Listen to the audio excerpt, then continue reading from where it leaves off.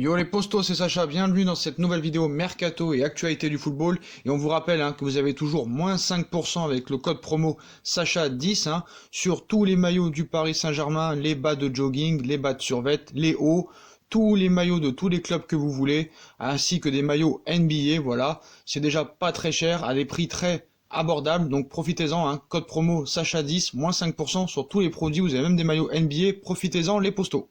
Et on commence cette vidéo avec le mercato parisien actif sur le marché des transferts. Leonardo a déjà défini un plan bien précis. Le directeur sportif du Paris Saint-Germain a en effet ciblé 3 postes à renforcer. Malgré le contexte, le mercato estival du Paris Saint-Germain risque d'être très animé, à l'image d'Edinson Cavani, Thomas Meunier, Layvin Kurzawa et Thiago Silva.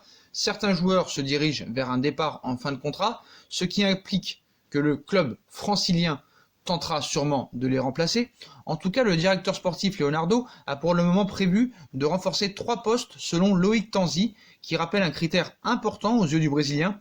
J'ai essayé de me renseigner sur le mercato du PSG avec les agents avec lesquels il a parlé dernièrement. Leonardo a dit qu'il voulait faire un latéral droit, un latéral gauche et un milieu de terrain pour l'année prochaine en priorité, a confié le journaliste de RMC dans un live Instagram. Après, ça ne veut pas dire que c'est ce qui se fera. Il voulait déjà un milieu de terrain au mois de janvier, mais dans ses recherches, il demandait toujours un milieu de grande taille avec Thomas Tuchel. Ils ont estimé qu'ils avaient un milieu de terrain assez petit, avec Idrissa Gueye et Marco Verratti notamment, et qu'il voulait apporter un peu plus de taille.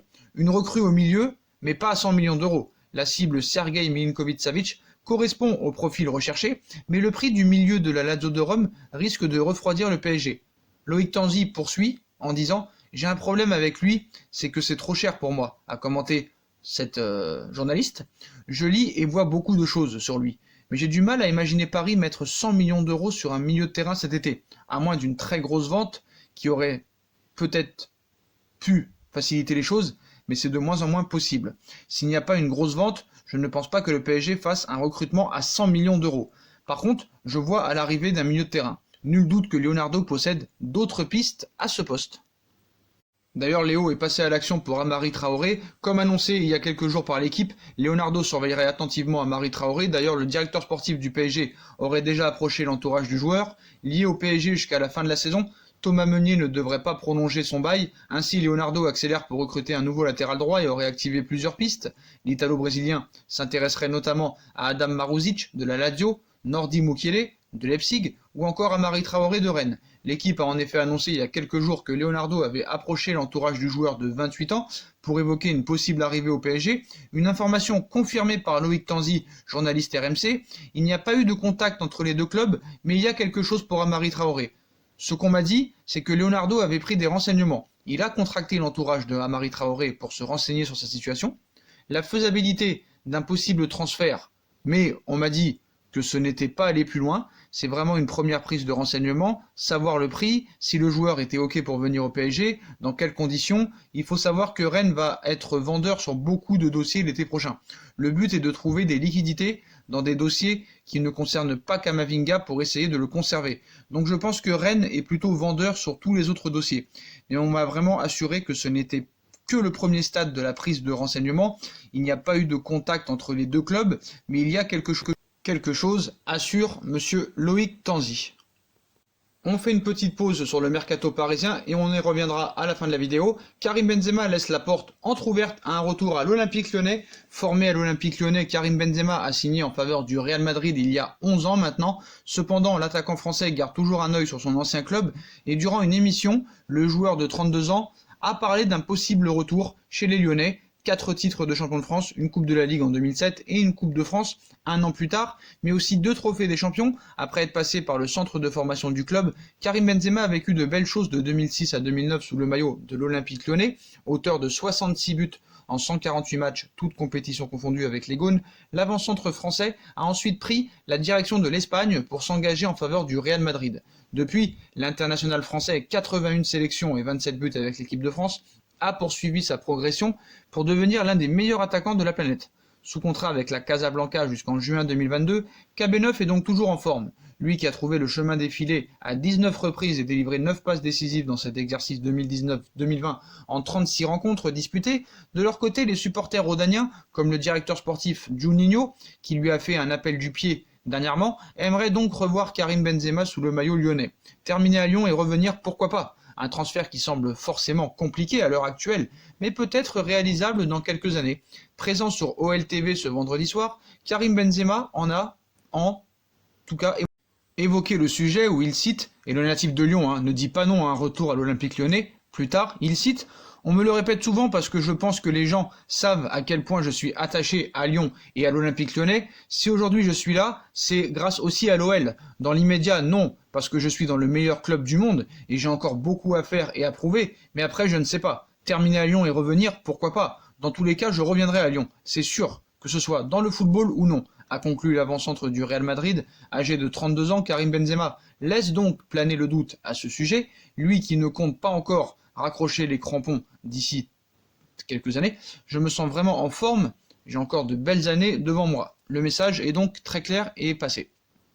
Et on passe à son compatriote français Kylian Mbappé. Kylian Mbappé transféré pour 40 millions d'euros, tandis que des prix de transfert à plus de 100 millions d'euros étaient régulièrement évoqués ces dernières années. Cette crise économique pourrait faire exploser la bulle du football. Pour de nombreux économistes, il est évident que le football d'après-crise ne sera plus le même, les droits télévisuels pourraient diminuer et par conséquent, les salaires des joueurs et les indemnités de transfert aussi. Cela aurait du sens, mais pour l'heure, impossible de savoir avec exactitude si cette crise sanitaire actuelle produira des effets importants et durables.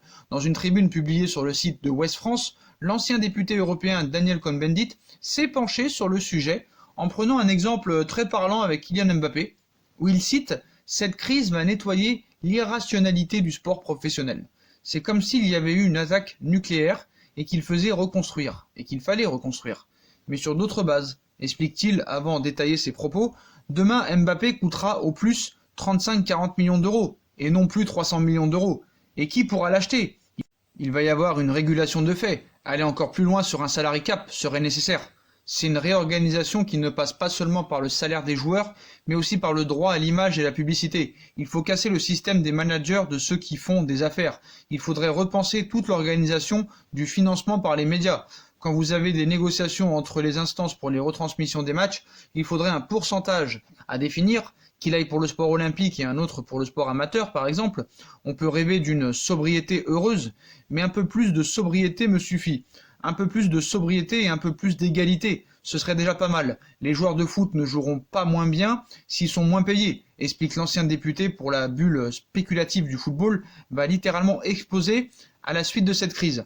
Monsieur Cohn-Bendit ferait mieux de s'occuper de son travail, et puis il peut toujours rêver. Bien sûr que les joueurs joueront moins s'ils sont moins payés. Et puis ce qu'il propose, jamais ça arrivera, donc je pense qu'il faut qu'il balaye devant sa porte et qu'il s'occupe de ses propres affaires. Et on passe au feuilleton Neymar, comme je vous l'avais dit, malgré le communiqué du FC Barcelone qui dit que voilà, la priorité n'est pas Neymar cet été, qui sera plus la prolongation de Lionel Messi et de Lautaro Martinez, et en plus des propos du père à Neymar qui dit que Neymar est très heureux au Paris Saint-Germain et qui n'a pas l'intention de partir, on savait que Mundo Deportivo n'allait pas abandonner, et il continue à dire ce vendredi que 2 champions du monde et un espoir français, voilà le plan du Barça pour rapatrier Neymar cet été. Donc c'est un secret pour personne, Mundo Deportivo et Sport. Pour eux, le FC Barcelone s'est mis en tête de récupérer Neymar coûte que coûte, avec le salaire de Léo Messi qui devrait toucher encore plus. Une énorme demande financière du Paris Saint-Germain, le club espagnol tente un nouveau recours. La dernière idée, inclure 3 joueurs français dans le deal. C'est ce qu'imagine un petit peu Mundo Deportivo et Sport. Mais aujourd'hui, c'est Mundo Deportivo, voilà, ce serait la dernière idée du Barça. Donc, comme le rapporte Mundo Deportivo dans son édition du jour, les Catalans voudraient proposer une sorte de troc au Paris Saint-Germain. 3 joueurs seraient donc inclus pour tenter de convaincre les dirigeants du Paris Saint-Germain. Parmi ces joueurs, 2 champions du monde, Samuel Umtiti, 26 ans, et Ousmane Dembélé, 22 ans, qui n'ont jamais vraiment trouvé leur place en Catalogne, suite à plusieurs blessures et une concurrence assez forte tout de même. Umtiti, successeur de Thiago Silva, Dembélé pour retrouver Kylian Mbappé, une nouvelle stratégie qui paraît très peu crédible, mais seulement en termes quantitatifs. Avec le très probable départ de Thiago Silva, le club de la capitale a besoin d'un nouveau défenseur central. Un gaucher comme l'ancien lyonnais Samuel Umtiti serait peut-être une bonne idée, et son association avec Marquinhos pourrait faire des étincelles. Âgé de 26 ans, Umtiti doit se relancer, et la Ligue 1 pourrait être le championnat idéal pour lui. Concernant Ousmane Dembélé, il pourrait remplacer Neymar dans leur rêve et former Un duo de choc avec Kylian Mbappé, les deux hommes étant champions du monde ensemble, tout comme Samuel Umtiti. Ousmane Dembélé a aussi besoin de se relancer, donc Jean-Claire Todibo serait de retour à Barcelone. Si le Barça pense à cet échange, un troisième joueur serait aussi dans l'affaire. Il s'agit de Jean-Claire Todibo, 20 ans, un espoir du football français. Arrivé à Barcelone en provenance de Toulouse, il réalise une belle saison en Allemagne du côté de Schalke 04 où il est prêté actuellement. Un retour en Ligue 1 pourrait donc lui permettre également de se relancer, une offre qui paraît très alléchante, mais pas forcément la meilleure pour le champion de France. Paris ne veut aucun de ses joueurs. Si Neymar part, il faudra payer le très gros salaire de Ousmane Dembélé et Samuel Umtiti pour le Paris Saint-Germain, ainsi que gérer la concurrence entre Todibo et les autres jeunes de l'équipe, Kouassi, Kerrer, Diallo. N'oublions pas non plus que Ousmane Dembélé n'est pas connu pour son hygiène de vie irréprochable. Et que l'ancien joueur du Stade Rennais a enchaîné les blessures, tout comme Samuel Umtiti. À voir si le Paris Saint-Germain pourrait se laisser convaincre, non pas du tout, mais si le Barça veut retrouver Neymar, il faudra sans doute mettre la main à la poche, et Leonardo ne se fera pas avoir aussi facilement. Donc Mundo Deportivo, merci pour votre offre, mais non merci. Donc ce qu'il nous propose, c'est de prendre deux éclopés, et un gars dont le Barça ne veut pas, qui joue à Schalke 04. Donc non merci, mais voilà, la presse espagnole va encore plus loin. L'ex-vice-président du Barça confirme l'intérêt pour Neymar, la presse catalane se divise. Désormais ex-vice-président du Barça, Émilie Rousseau, écarté la semaine dernière par Josep Maria Bartomeu, a confirmé que le club catalan souhaitait récupérer Neymar. L'intérêt est réel pour le joueur du Paris Saint-Germain, a-t-il notamment confié à l'équipe. Toutefois, en Catalogne, les informations divergent. Au Barça, la crise peut se présenter sous plusieurs formes. Il y a tout d'abord celle économique, qui devrait s'accentuer avec cette pandémie. Puis il y a celle relationnelle, tant le fossé semble se creuser entre le vestiaire et la direction. Enfin, la crise institutionnelle, qui a provoqué 6 démissions du conseil d'administration la semaine passée, dont celle du vice-président des Blaugrana, Émilie Rousseau. Interrogé dans les colonnes de l'équipe ce vendredi, ce dernier est notamment revenu sur son départ. Mais pas que. Interrogé par l'interminable feuilleton Neymar, Rousseau, favori pour les élections présidentielles prévues en 2021, a confirmé la possibilité d'un retour. Il cite: le Barça souhaite en effet faire revenir Neymar. Annonce-t-il tout d'abord. Il faudra analyser si cette opération colle avec les finances du club.